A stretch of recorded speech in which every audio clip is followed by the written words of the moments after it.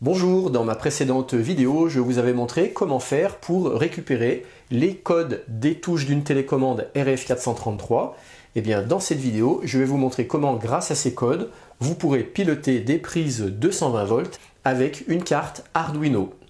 Lampe, radio, prise 220 volts. Arduino programmé pour activer la prise tous les matins à la même heure pendant 2 minutes.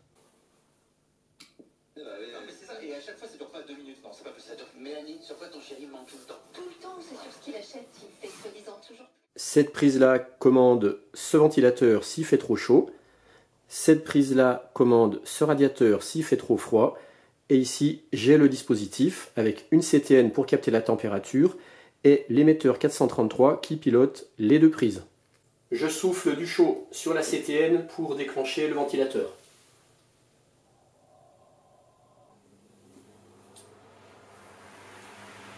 Ça marche. J'ai amené de la glace, mes doigts sont froids, je vais toucher la CTN avec mes doigts froids pour déclencher le radiateur.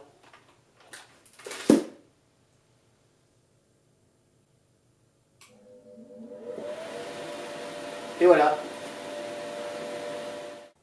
Je suis dans une pièce, capteur de son, émetteur RF. Top! Et ça m'éclaire dans une autre pièce de la maison.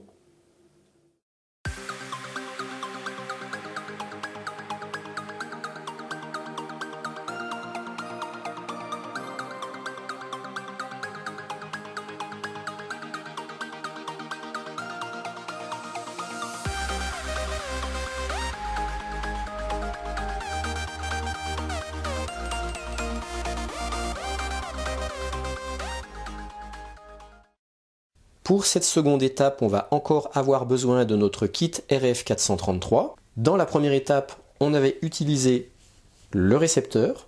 Et bien, pour la deuxième étape, on va cette fois utiliser l'émetteur. Cet émetteur, le voici. Il comporte 3 broches. De gauche à droite, la broche data, la broche VCC, qui elle, cette fois, peut s'alimenter dans une tension comprise entre 3 et 12 volts. Et puis la broche du ground. Ici, on peut venir souder une antenne. Et cette fois, il est préférable de souder une antenne. Ça nous permettra d'augmenter la portée de notre émetteur. Donc je rappelle, on est en 433 MHz. Donc on peut souder un fil simple de cuivre d'une longueur soit par exemple de 17 cm à peu près, ça fait un quart d'onde. Ou sinon, on peut faire une moitié d'onde, donc un fil d'antenne de 34 cm. Et je rappelle, ce kit est livré sans antenne. Regardons maintenant comment on va relier cet émetteur à une carte Arduino. Voici la carte Arduino, voici l'émetteur 433. On vient relier la broche data de l'émetteur sur la broche digital 10 de l'Arduino, le VCC sur le 5 volts et le ground sur le ground de l'Arduino. Maintenant, je reprends le kit de prise télécommandée de ma précédente vidéo, celui qui était compatible et dont j'avais récupéré les codes de ces 4 touches-là. Je vais tout de suite brancher ces 2 prises que je vais utiliser pour mon premier exemple. Une première ici qui va piloter cette lampe et cette radio. Celle-ci, je veux qu'elle soit branchée sur la voie 1, donc je vais vérifier qu'elle marche. C'est bon. Ok, donc cette prise-là est bien appairée avec la voie 1. La deuxième prise, je vais la brancher ici pour piloter cette lampe halogène.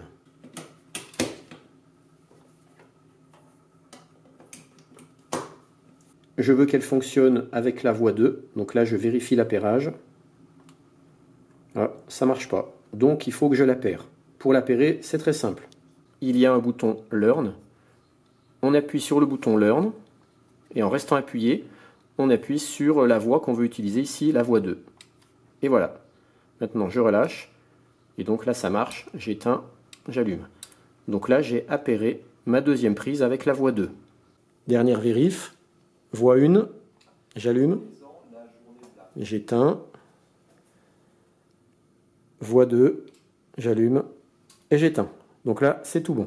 Et à partir de maintenant, je ne me sers plus de la télécommande. Maintenant, je relie mon montage à mon PC.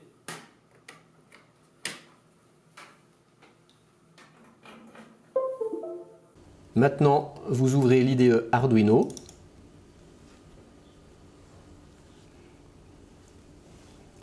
Et moi, je vais utiliser un programme que j'ai appelé RF433 piloter 2 prises.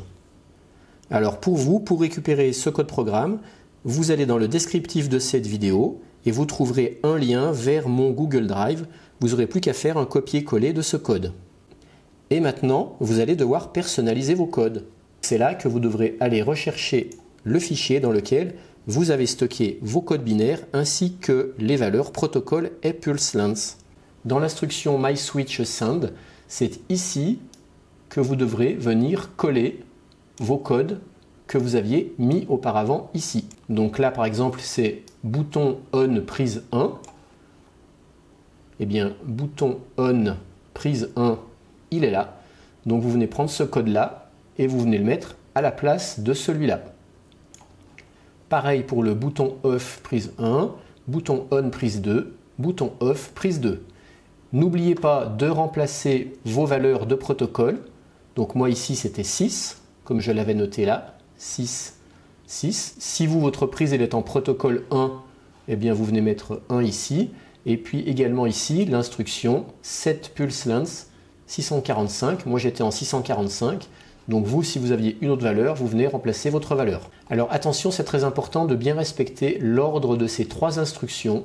Il faut d'abord mettre l'instruction set protocol, ensuite set pulse length et éventuellement set repeat transmit.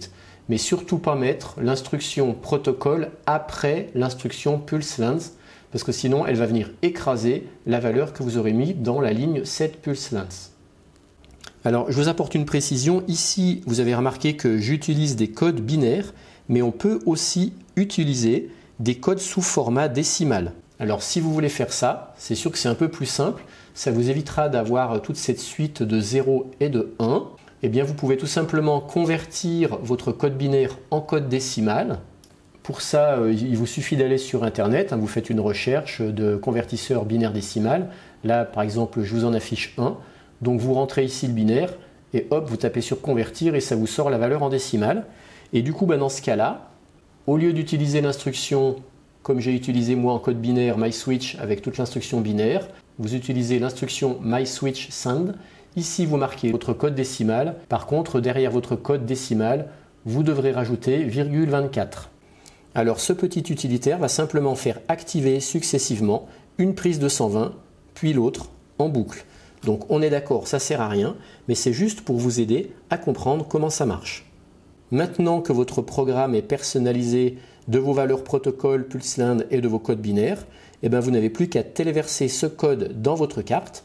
Ce que je vais faire ici, téléverser. Alors bien sûr, avant, vérifier le port COM. Donc là, moi, c'est bon. Hop, je téléverse. Et normalement, dès que vous avez fini de télécharger, voilà ce qui doit se passer.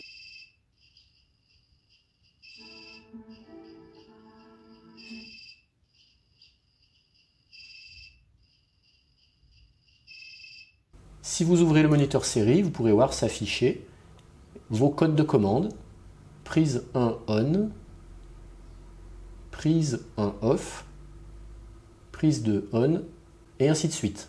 Et pour le fun, vous vous souvenez dans la première partie, le montage du récepteur mais avec la version buzzer, et bien si vous le branchez en même temps que l'émetteur fonctionne, ben voilà, à chaque signal émis, on entend les signaux reçus par le récepteur avec le buzzer.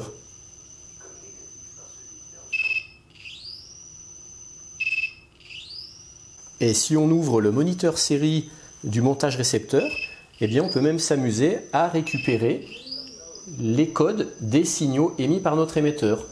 Et là on peut se rendre compte qu'effectivement on est bien en protocole 6. Par contre on a un pulse length de 650 microsecondes. Et on retrouve nos codes binaires que notre émetteur a émis. Du coup, mine de rien, on est arrivé à relier 2 Arduino par liaison radio.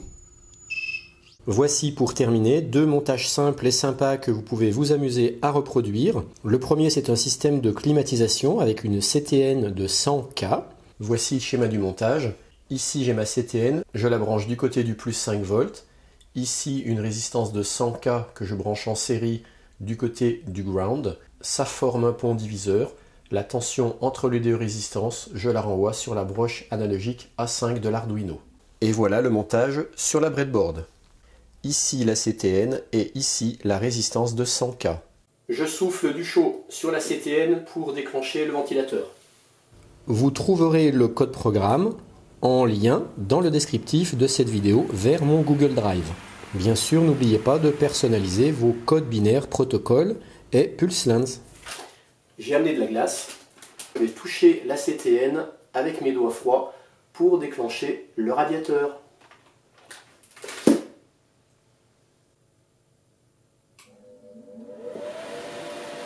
Et voilà. Le deuxième, c'est un système de veille auditive qui allume automatiquement, par exemple à distance, une lampe en 220 volts quand un bruit est détecté. Voici le schéma du montage, ici le module micro.